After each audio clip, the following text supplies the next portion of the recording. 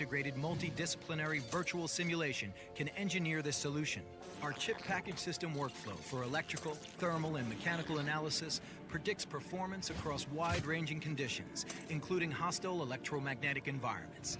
And since the connected soldier does not operate in isolation, he must be thoroughly integrated with a range of technologies and supporting systems. Able to accurately simulate complex battle scenarios, ANSYS provides a full solution for EMI analysis among multiple radio devices. A helicopter, for instance, uses several antennas with independent frequency bands. ANSYS computes wideband interactions among these antennas and can identify interference occurring at both in-band and out-of-band frequencies. The same analysis is applied to a Humvee with multiple antennas. The illustration identifies 3 mission-critical problems and recommended solutions. First, the Humvee's UHF radio interferes with the soldier's radio across all frequencies. To solve this, the Humvee's power is reduced when a soldier nears the vehicle. Next, to avoid interference issues, ANSYS provides judicious frequency planning. Finally, when the Humvee simultaneously uses multiple radios, the GPS loses its signal. To solve this, a filter is installed preventing problematic intermodulation. As you can see, this level of complexity is immense, but it's magnified even further by the harsh and unpredictable environments the connected soldier must perform in. For example, ANSYS tools assess the impact of a projectile striking an antenna and determine its survivability. These operational scenarios and engineering trade-offs are infinite, meaning only virtual simulation at the systems level can begin to fight this engineering battle. He's called the connected soldier for a reason. The same reason the most advanced designers in the world rely on ANSYS to make him possible.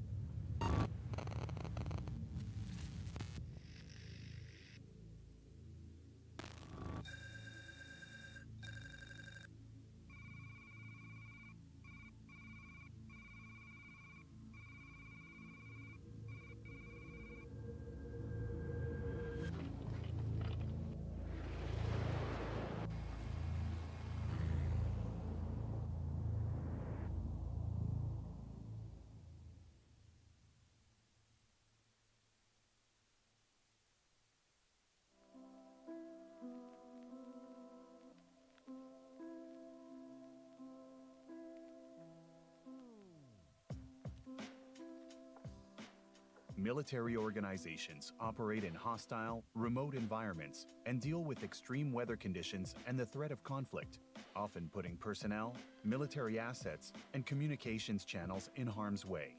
Distributed operations is a common solution, but this involves military assets operating in the dark for extended periods of time, disconnected from the base. The challenge becomes, how do you continue to deliver actionable asset performance insights back to Central Command? And how do you continue to receive and adopt critical maintenance program modifications on the fly?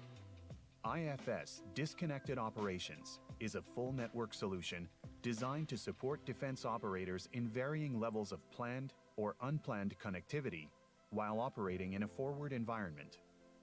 With IFS Disconnected Operations, defense organizations can manage application and engineering data from a central point, then publish updates to all operating nodes as required, deploy assets to operating theaters while safeguarding network resilience, regardless of connectivity constraints, and securely operate assets with isolated records, still ensuring data integrity through incremental consolidations. The solution provides all maintenance capabilities required to retain mission effectiveness and compliance, react collaboratively as new or sudden changes to plan occur, and ensure data integrity and completeness upon return to base. Whether you are at Central Command or remotely positioned, everyone involved in theater remains on the same page at all times regarding mission capability and asset readiness of their critical deployed squadrons.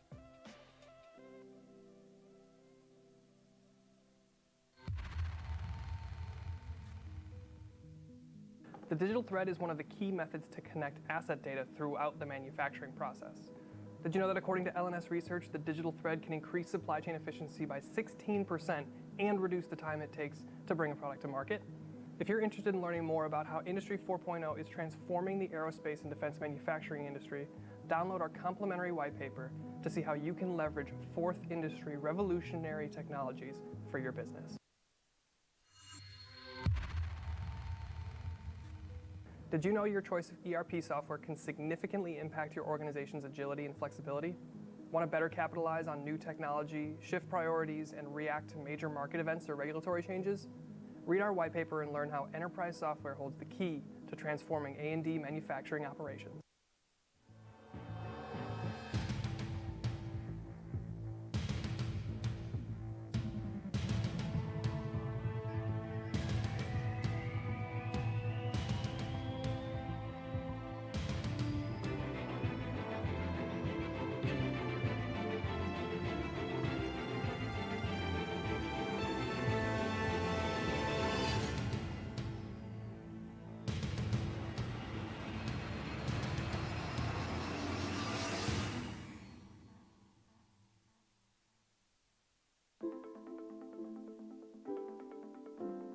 There isn't a battle fought or mission executed that doesn't involve a multidiscipline of individuals within defense organizations, intelligence communities, and civilian agencies.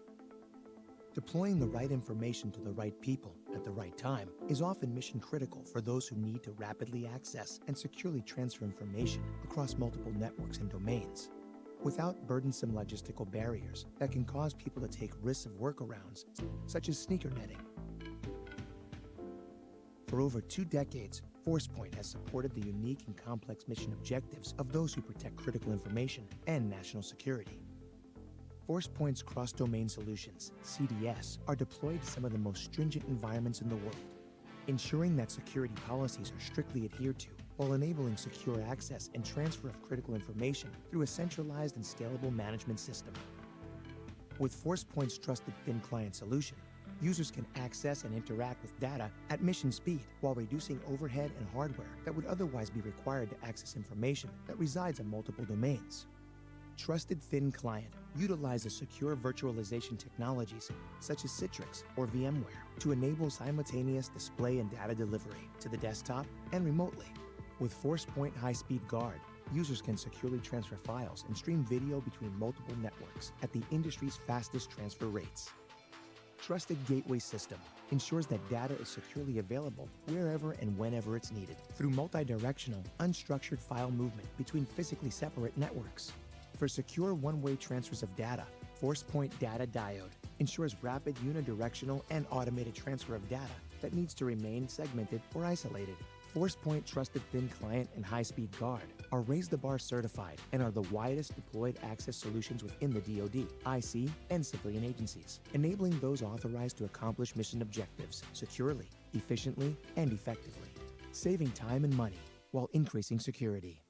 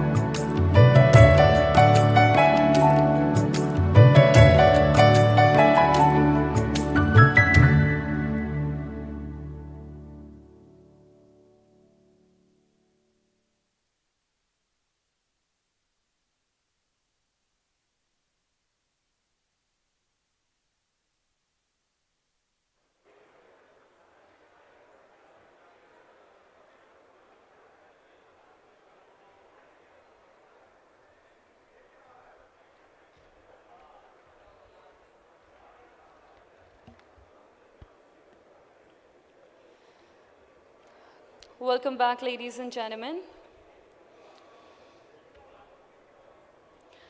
So our next presentation is titled as Workforce Protection with Zero Trust Approach.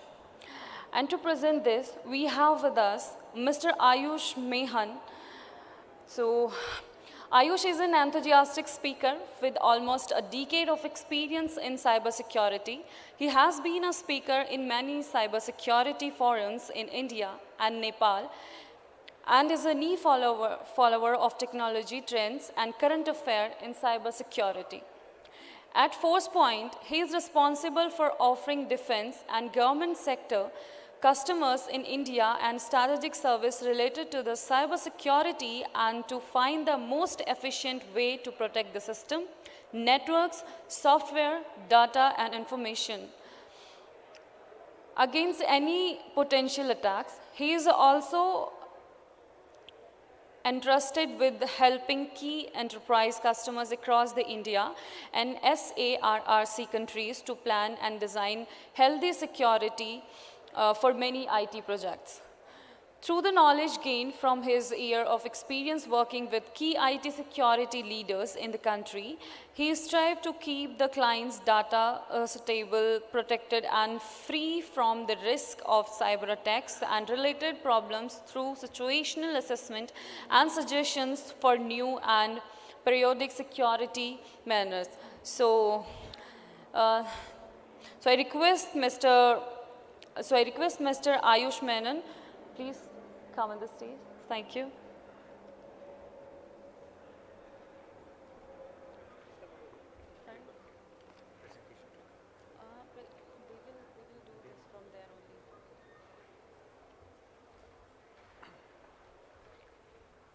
Good afternoon, everyone. Thanks for coming back, and it's a long day till now, and a lot of people in the front seats are not here. But it gives me an immense pleasure to be part of this forum and speaking about what we have to offer to the industry and the security forces across the country.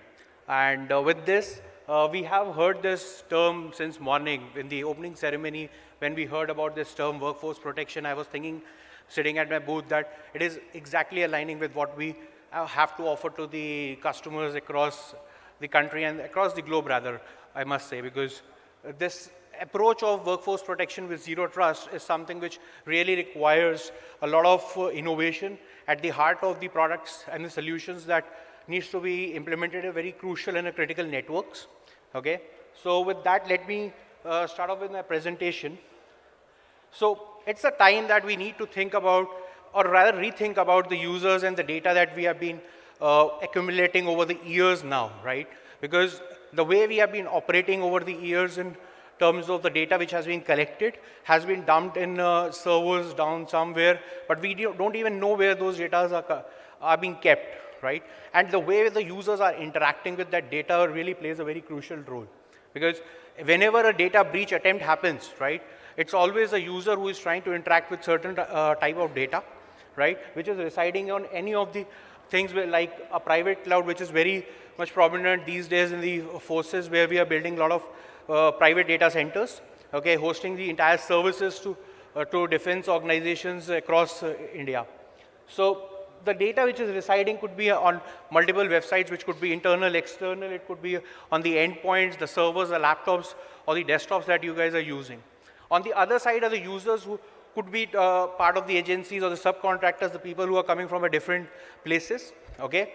So we need to understand there is always a gap between how user is interacting with that particular data. And if we are not aligning our solution strategy or the security strategies in a way that we are having a clear information where the data is moving, then there could be a potential threat to the organization as the data breach may occur, okay?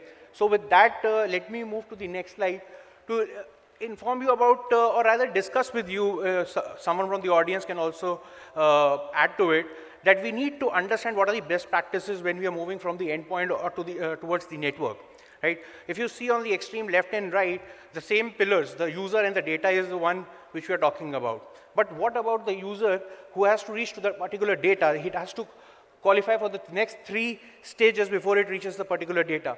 Those are the devices. Devices, when I say, could be the laptops, desktops, any machines. Then is the network, how we are connecting to that particular next level where we need to reach. The third is the application, because the data is residing inside the applications. You are accessing that data inside a particular application, right? So we need to cut across all the steps in order to, for a user to reach to a particular data. So what are the solutions or the strategies that you need to apply when you need to move from, to reach to a particular data?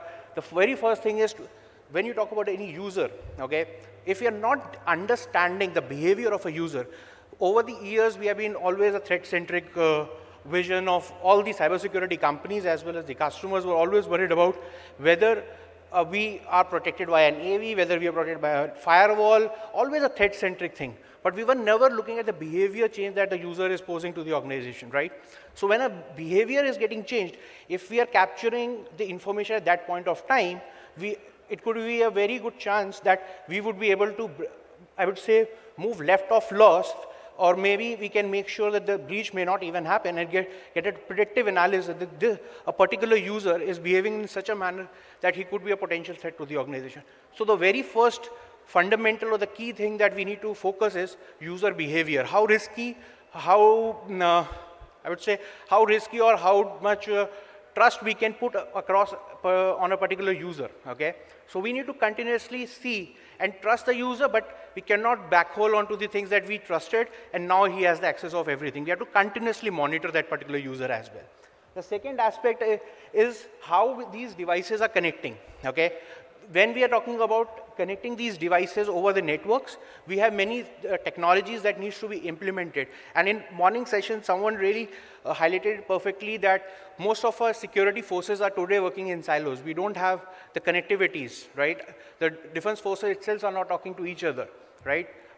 In some form or the other, things have started, but we need to be very sure how those communications are happening, or even if forces are communicated to the commercial side of the people like vendors like us, or people like many others who are on the commercial side, okay? Because the collaboration is very much important, but with collaboration comes a risk. So we need to make sure that these collaborations, when done, the right set of technologies are implemented so that we do not have any kind of a breach attempt that can come. Last is the application side. Okay, these application protection, the right way these applications are being configured, and the way we are accessing those applications is the crucial. Okay, so if I talk about all these 5 pillars of any organization, it could be a defense, it could be a government, it could be a commercial or enterprise. There are certain technologies which are very much required. If I talk about the users, you require a solution like behavior analytics or insider threat. For forces like Army, Navy, and AFNet or maybe Air Force, we require solutions which could be detecting the behavior. So we require UEBA-like solution or insider threat-like solutions which can detect the potential risk in a user. Next comes a security gateways for devices, how you are connecting maybe at the endpoint level or at the perimeter level under networks. Maybe by the use of remote browser isolation, we will be discussing about that technology, pretty new, but very much required in today's environment. Okay, next is the next generation firewall when it comes to the network. How secure is the next gen firewall that you're using today? Next comes your APT, the CDR functionalities.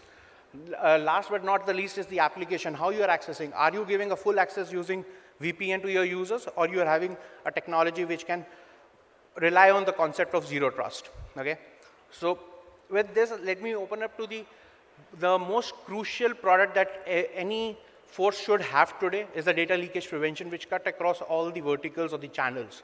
The very first is the endpoint on which most of your data is lying. Most importantly is the discovery. Is your solution capable enough to understand and find out where your crucial data is residing? And then what next to be done on top of that?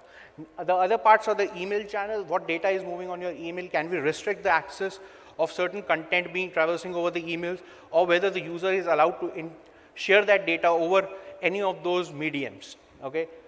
Web and cloud may not be very prevalent in forces, but it is required as a part of the entire requirement, okay, for a data protection strategy. So it's not only about data protection and putting a point solution stating that now if a user attempted to copy a confidential file or try to print a confidential file, that is a content that you will come to know that it was blocked, but how to build a context that whether that user is an insider threat or not to you. It could be accidental, right? To build a case and a context around it, you require solutions which can provide you informations. So one such thing is analytics that we are doing on. Based on those analytics, we are defining the risk. Okay, once that risk is created, you can apply the policies dynamically. So once you apply dynamic policies, you need not to worry. Even if a privileged user is becoming a rogue user or becoming a disgruntled employee today, you need not to think about that, what will happen, right? Because he has the access to everything. The moment there is a change in the baseline or something like that, we will be able to capture that and flag. The moment we flag it, the risk changes. Risk changes from 1 to 2, 2 to 3, and eventually to 5. And based on this, at every level, you can define the actions to be taken. So that's something called as risk adaptive moving left of loss. Okay. This is what I've been talking since the start of my slide, insider threat. Because we need to capture the activities of the user. Okay. The way they are interacting with the system today may not be the way they are interacting with the system tomorrow. If there is a change in the baseline, the way they are interacting, if, for example, I as a user who is coming to office at 9 o'clock, leaving by 5, today I'm coming at 6 o'clock and opening a very confidential file and trying to print it, that's a change in the process, right? So if their systems are not able to detect that some kind of this sort is happening, then how will you come to know that the behaviors of the user are changing? So this really helps you to make sure that you have a complete visibility of every user, every action, whatever is happening. And the most importantly, whenever such thing happens, right, you require a video evidence of the user did it. So we have within this solution a complete desktop video replay. If an incident happened, you can configure things like, give me a video recording of, let's say, previous 30 minutes and after the incident 30 minutes. Complete 1 hour recording to build a context and the case around it that yes, this user did, it was not an accidental attempt, it was a deliberate attempt to make, to leak the data. So such kind of things are available in this particular solution. Next, this is how it looks like. Okay, the reason I have put this is because it gives you a glimpse of how you will get, as a SOC administrator, someone sitting, how the information is being coming onto your console or to your command centers, right? It gives you all the details, what the user accessed, what all the steps he performed, and why the risk was moved from a particular level to the another level, right? You get all these details. This next topic brings me to Forcepoint Data Guard.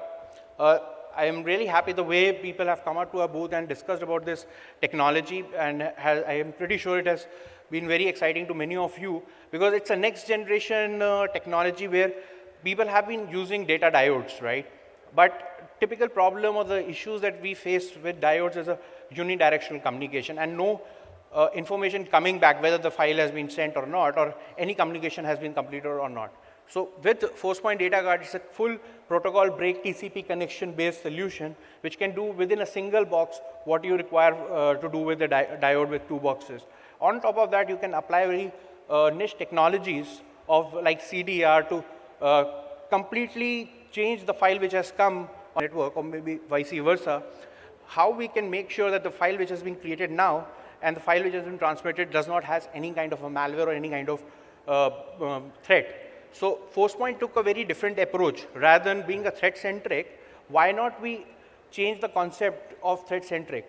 Why not we strike out every possible, I would say, every possible information which is not needed on the other side of the network, right? So that's how we are making sure that no threat is passing on. It's only the relevant information that gets passed. This is one of the functionality that we use. We use it for the file upload features. We use it for the data streaming videos on a very I would say areas where you have certain specific cameras, right, where you don't want to change certain locations and you want to make sure that no one even is allowed to change the location or the angle at which the certain camera is focused. We can block the commands, okay? So when we block the commands, no communication between the VMS which is putting that, I would say, the commands back to the camera will be able to pass through. It will sit between both the devices. So this really gives you a sense of comfort that nothing in the environment will change without your changes that done on the box. Okay. We have many other use cases. Definitely come to our booth. We have a lot of demo videos around that. We can discuss on that. Next, this is exactly how it happens. It's within the single box, you can terminate multiple networks. And the way we are processing the files, we are using certain plugins and the filtering engines. Some of the use cases are file transfer, patch management. One of the very important, or the pain point rather I should say, is that when you have to interact with the OEMs whose solutions you are using, right? If you want to open a support ticket, they will ask for you certain files, log files. How to make sure you're not sending out any confidential information. On the fly, using this particular solution, once configured, you can make sure certain confidential information is always masked or redacted out of a data stream or particular file. So that particular use case really is important, and it removes all the manual process, okay, which is prone to mistakes or which is prone to security lapses. So next, this is what I was talking about, CDR. We have a standalone solution as well as a part of DataGuard as well, where you see there's an unsaved digital content, okay? It's a file which is being there. We look at the entire file. The next step is we verify the information that is being going on the other side is safe. Next, we create and build a new document altogether, which really helps you. Sorry. Can you put that back? Sorry. So you can extract all the information that is only needed for the other side of the network or the business related things. So this will not only stop malwares, but also transmit only that part of the content which is required. So that's CDR technology for this content disarm and reconstruction. So next is the remote browser isolation technique, which is typically used for the internet side of the things, where you want to make sure that whenever you are connecting to a particular browser or to a particular web services across maybe on the internet, say, let's say you're browsing yahoo.com or google.com. If you look at the back page, right, if you look at the source code of your browser, you will see hundreds of JavaScripts running in the backend, right? So it is always a chance that a malware can sneak in using these JavaScripts. So what we are doing is using our technology of remote browser isolation. If you see at the bottom part, all the JavaScripts and everything has been moved out. So it works inside a remote browser, and if you look at from your eyes, you will not be able to understand whether it is coming from the actual browser or it's coming from a remote browser. So that's how secure and easy to use the product is. Next is the next-gen firewall solution coming from Forcepoint. So we have appliances being used across multiple customers here in India. We are pretty new to this particular technology in terms of presence in India. Maybe of late, maybe a couple of years where we are putting a lot of focus on this. But it is being used very widely across different parts of the globe, maybe in EMEA region and different. But the bottom line here is that one particular box can do multiple jobs for you, okay? And it has been rated by multiple organizations, multiple third party have rated us. If you talked about NSS, which has rated the security effectiveness of our solution for over 99% from last 10 odd years. That consistent performance across a decade of time frame. And then this year, we have been given a AAA rating by cyberratings.org as well, okay, for the security effectiveness. And that's for, I believe, the next-gen firewall solutions are required. And as far as the solutions are concerned, we give you a inbuilt secure SD-WAN functionality within the same box itself. We do not charge it differently for where you have to put multiple boxes, one for secure SD-WAN, another for firewall, then for IPS.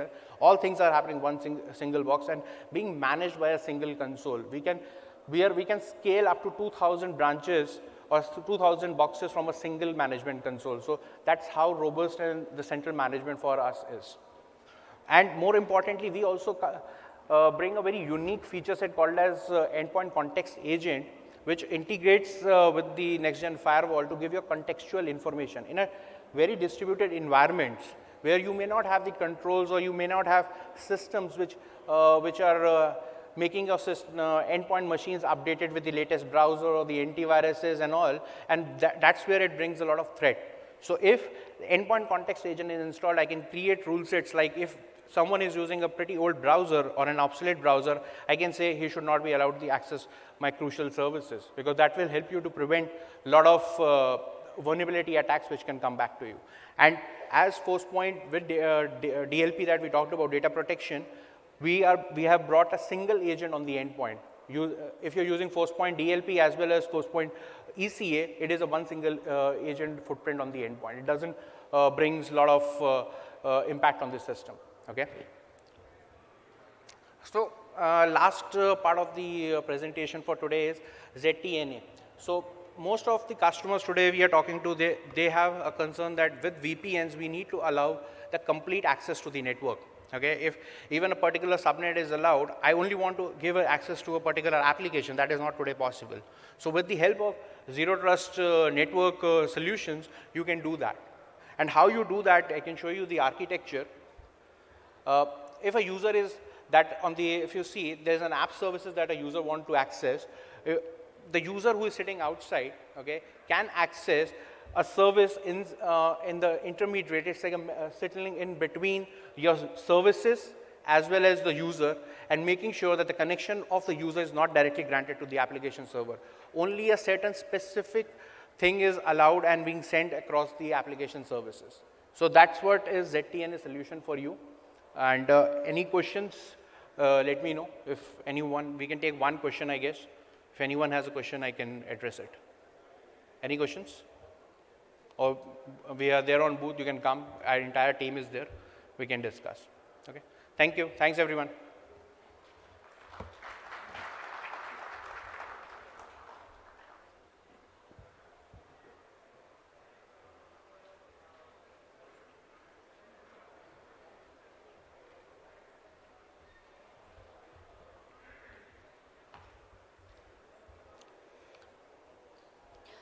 Thank you, Mr. Ayush Mehan. I request Mr. Amitwa Chaudhary, Global Partner Director IFS, to present senior to Mr. Ayush Mehan.